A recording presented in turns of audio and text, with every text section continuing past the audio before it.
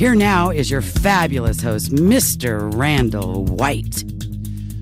Well, thank you very much, Monica Picente. She is one of our announcers, and great voice. I love the way that Monica says that. Welcome back, everyone. 9:33 the time right now. I am your host, Randall White, joined by Patty Piper, and our compass word for this hour is ghost.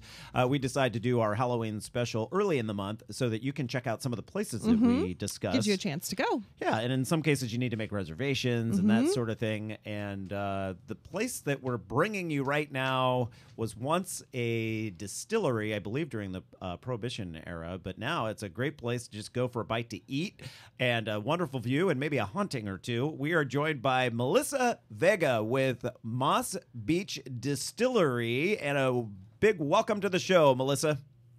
Hi, how are you? Great, and I noticed in the picture you sent me for the video simulcast that you're wearing a Giants shirt. Yes. So you are absolutely. You're probably bummed out by the 5-2 win yesterday. The Reds took game number 1, huh? Yes, disappointed, but game 1 better than game 5, you know. That's right. Good point. I like that. Okay, so for people that are unfamiliar with it, tell people how they can get to the Moss Beach Distillery. So the Moss Beach Distillery is about 30 minutes south of San Francisco, and we're right on the ocean above a cliff, and the views are amazing. I believe it's one of the best views in Northern California. It's in a residential neighborhood, very quiet. It's kind of like a little hidden gem. It is. I highly recommend people either use GPS or print out a Google map ahead of time, because as you're like, really, am I supposed to turn right here and then left here, and am I going the right way? But then when you get there, you're like, wow, this is great. Yeah, absolutely. You kind of drive through this little neighborhood, and you're like, oh, my goodness, where, like, I would have never found this on my own, you know? But people do find you, and let's talk a little bit about the haunting of the area there. You took me back to I love that all these ghosts always find themselves either in the wine cellar or the liquor closet. There's usually some alcoholic beverage involved. Is it the whole spirits thing, you know? So, It must be. Melissa, that's where yours is located as well, right? Yeah, absolutely. We have it's a 2-level building, and a lot of our stuff happens in the downstairs area because back during the Prohibition era, there used to be rooms down there, and that's where people lived. And so we have a lot of stuff that goes on downstairs near our restrooms, and that's where primarily the ghost stuff happens. So tell us about your ghost. It's a very specific ghost, right? Yes, so her name is the Blue Lady, and the name came even from back during the Prohibition era. She always used to wear blue, and she was having an affair with the piano player, and we believe that she was married to the owner, and there was some sort of on-the-beach scuffle, and she was found on the beach the next morning stabbed. And so she was there, and her lover is there. We've spotted the female ghost as well as the male ghost, and so I think they're spending eternity together at the restaurant. Oh, so it's like a scandalous ghost story. A scandalous Very ghost scandalous. love story. Yeah. Yes. And then apparently there's another ghost where she found out that he was sleeping with the Blue Lady, and so she threw herself off the cliff, and she's been seen with like seaweed all over her, and so it's like this love triangle. Ooh, very complicated. Can you imagine spending eternity in a love triangle? That would be, No, awesome. it sounds horrible. But I guess if you have to, the Moss It's a Beach good place to do it. it's the place where you would want to make it happen. You have a you celebrate this, and you have a drink based on the ghost. Yes, the Blue Lady. It's kind of like a blue lemon drop. Very popular drink. How do you make it blue? Blue curacao. Oh, okay. Yeah, it's like an orange-flavored liqueur. It's very blue. I had a sip of it, and here's the thing. That day after I had lunch with Melissa, I had to drive all the way back to San Luis Obispo. So you really couldn't imbibe. I could only have the sip of that.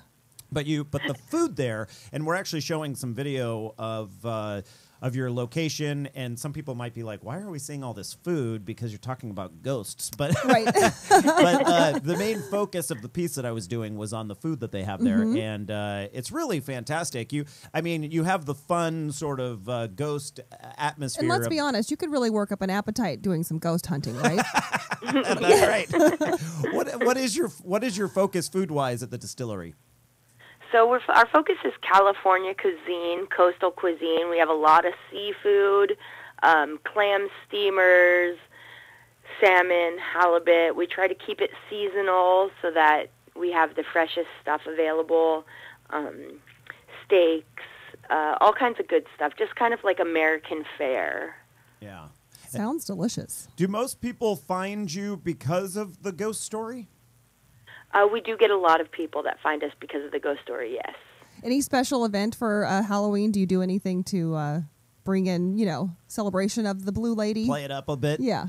Yeah, well, actually today at 5 p.m. we're having a murder mystery dinner where actors come in and it's a dinner show, and there's a murder during dinner, and then the guests try to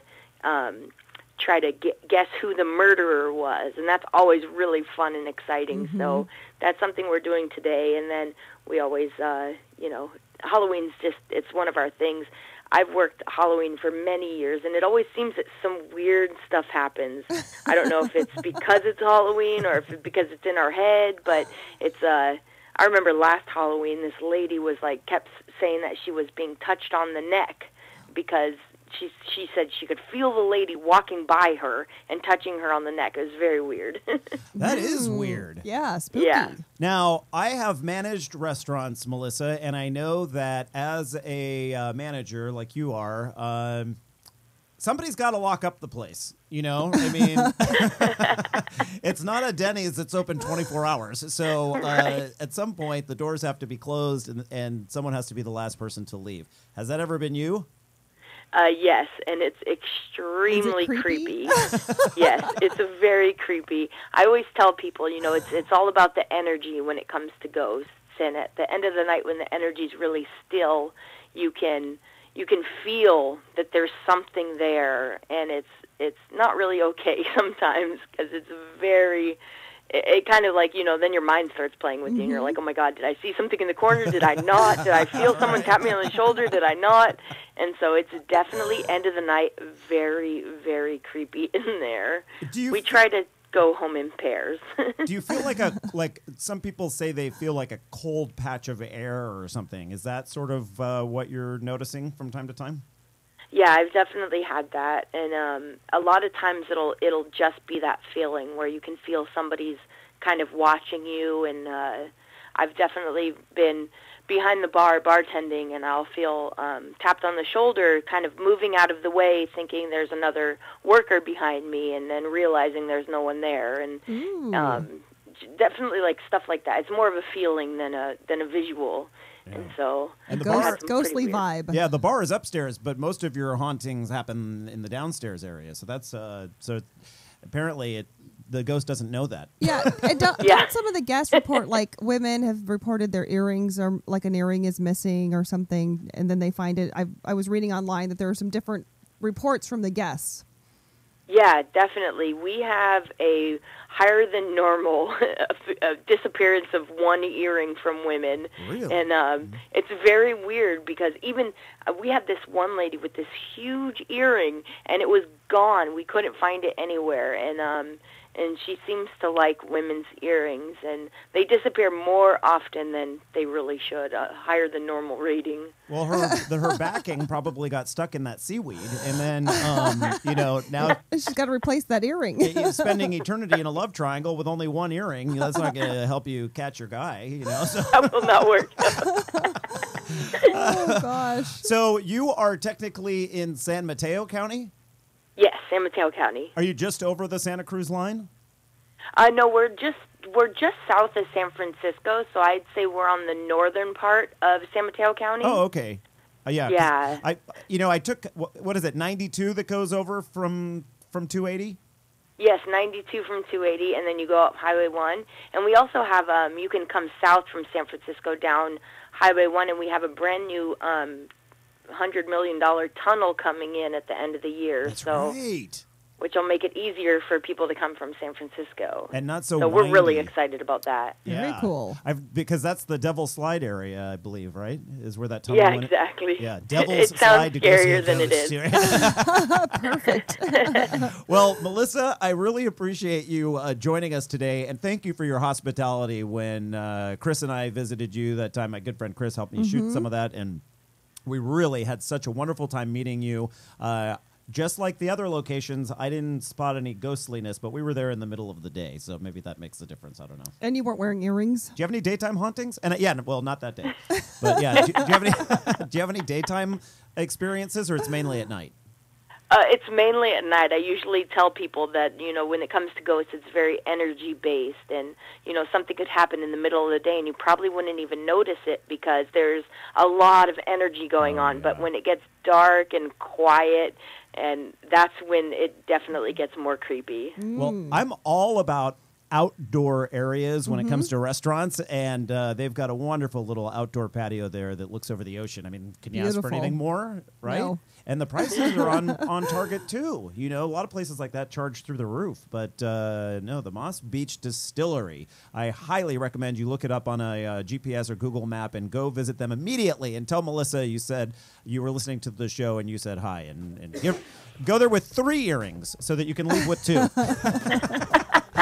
Melissa, go Giants today. It's an evening game. Let's hope they pull this one off. We'll talk to you later, okay? Thank you so much, you guys. All right, up next, we're headed to Bodie Ghost Town. Are there hauntings there? We'll find out in just a moment. It's California's official ghost town, by the way. Ooh. You're listening to the Eat, Drink, Explore Radio Network, our Halloween special. Back in a moment.